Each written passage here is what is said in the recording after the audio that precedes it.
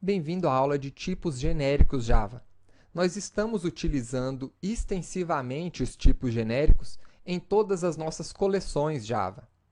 Sempre que você declara uma coleção, você precisa determinar o tipo de dado que aquela coleção irá manipular. Aqui, estamos utilizando um tipo genérico de dados. Para essa aula, vamos construir uma classe chamada genérico, com o método main. Então, antes de falar dos tipos genéricos, é importante entender o que levou à construção desses tipos. Como era antigamente? Então, antigamente, se você quisesse armazenar valores genéricos, ou seja, que você não conhece o tipo de dados que serão usados pela classe, então você precisaria considerar que qualquer tipo de objeto poderia entrar como parâmetro dos seus métodos ou das suas classes. Então, se você precisa criar um método muito genérico para manipular um determinado elemento, que você não sabe exatamente qual tipo, antigamente a gente criava o tipo desse elemento como um tipo object, porque object é o tipo mais genérico de dado dentro da linguagem Java. E se você quisesse, então, manipular esse elemento, você criaria, então vamos criar aqui um método getSet, um setElemento. Você precisaria informar o tipo daquele elemento, que é um tipo object.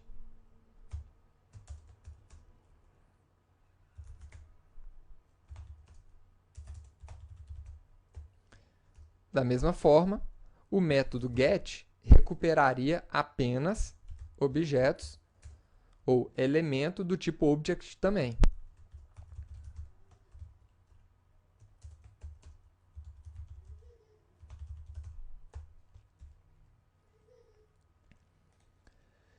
Então, era assim que nós resolvíamos a questão de criar objetos e métodos para manipular elementos genéricos em Java.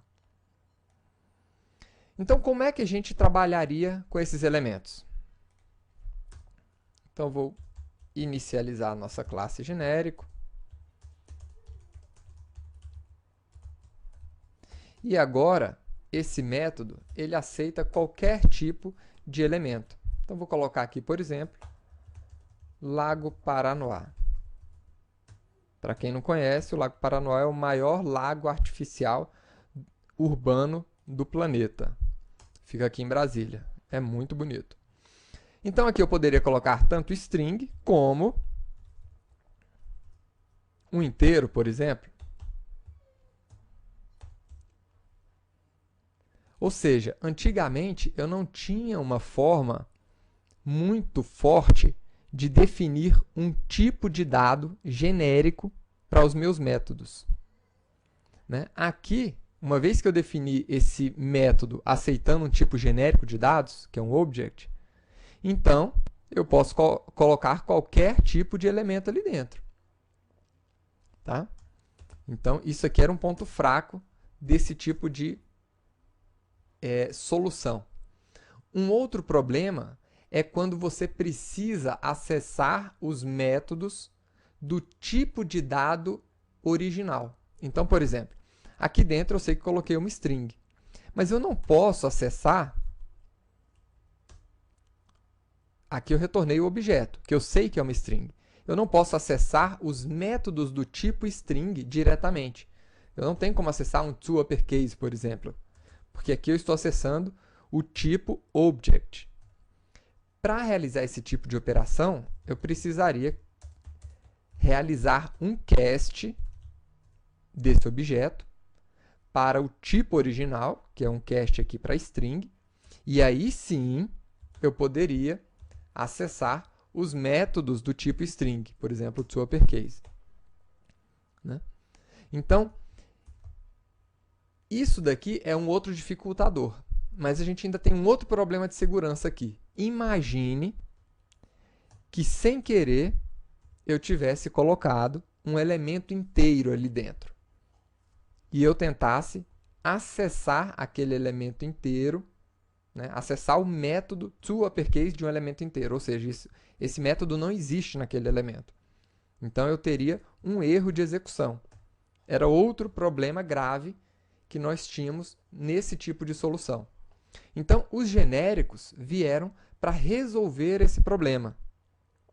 Como? Primeira coisa, como é que você faz uma classe que aceita um tipo genérico? Você define o tipo aqui em cima entre o sinal menor e maior. Mas qual é o sinal de um tipo genérico? E. E significa elemento. Então, qualquer elemento. Tá? Agora, os nossos elementos aqui dentro vão sofrer algumas alterações. Por exemplo, o elemento ele não vai se tratar mais de um object. Ele vai ser um elemento genérico desse tipo que vai ser informado no método construtor dessa classe. E os nossos métodos? A mesma coisa. Eu vou informar que o elemento que eu vou receber no meu método set é o mesmo informado no método construtor. E o retorno do meu método get também vai ser do mesmo tipo daquele informado no meu método construtor. Então, agora, quando nós construímos essa classe, eu preciso informar o tipo de dados que ele vai manipular. E a partir de agora, em tempo de compilação, né, a minha JVM vai analisar e vai permitir apenas a utilização desse tipo de dados naqueles dois métodos. Então, quando eu der um set elemento, passando um string, ele aceita. Mas se eu tentar efetuar essa mesma operação com um inteiro, ele reclama para mim, né, e fala que o tipo inteiro não é aplicável para esse tipo genérico aqui. Então, vejam que a segurança já foi melhorada nesse caso. E um outro problema que a gente tinha, que era essa situação de você precisar realizar um cast do elemento para acessar os métodos daquele tipo de dados, isso aqui já não é mais necessário. Eu posso agora simplesmente acessar o método getElemento e ele já vai estar retornando para mim o tipo certo de dados, que é uma string. E a partir daqui, eu já posso acessar os métodos do tipo string. Veja como ficou mais simples, né, a programação utilizando os tipos genéricos de dados. E além desse caractere E, que indica o elemento, eu ainda tenho um caractere conhecido como coringa. Tá? Os caracteres coringas são importantes porque eles permitem a você especificar parâmetros que atuam como supertipos ou subtipos parametrizados. Por exemplo, imagine que você precisa construir um método que utilize como parâmetro um conjunto de subtipos da classe number. Então, vamos criar aqui um método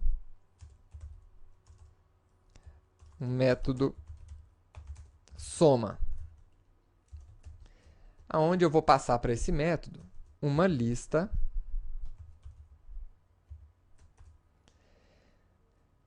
de number. Então, é uma pergunta que eu faço aqui para você. Estou passando uma lista. Mas eu não quero exatamente uma lista de number. Eu quero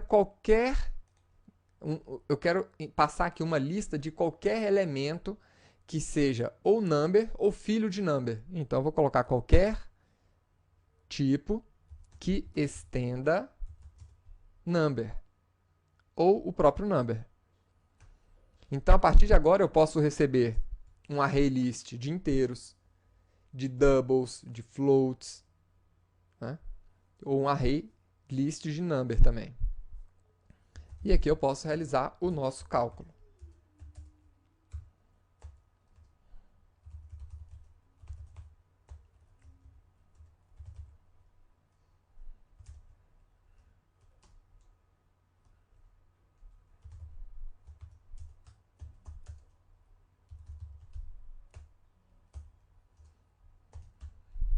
Pronto. Então, aqui, nesse método, ele só vai aceitar listas com elementos que estendam number, ou seja, elementos que sejam filhos de number. Agora, e se eu quisesse o contrário?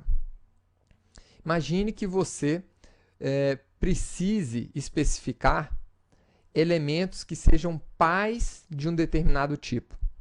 Por exemplo, qualquer tipo de number ou pais de number, né, em um determinado método. Eu não quero aceitar filhos de number, só os pais dele. Então, eu poderia, ao invés de utilizar extends, eu poderia utilizar super. Então, aqui ele pegaria somente os pais de number. Né? E aqui ele já lançou um erro para mim, que ele não pode converter, né, um pai de number em number. Tá bom? Então, é assim que a gente utiliza os caracteres coringa. Espero que você tenha gostado dessa aula de hoje, de aprender um pouquinho mais sobre os elementos genéricos, né? As classes e métodos genéricos que você tanto utilizou nas suas coleções. E nos vemos na próxima aula. Até lá!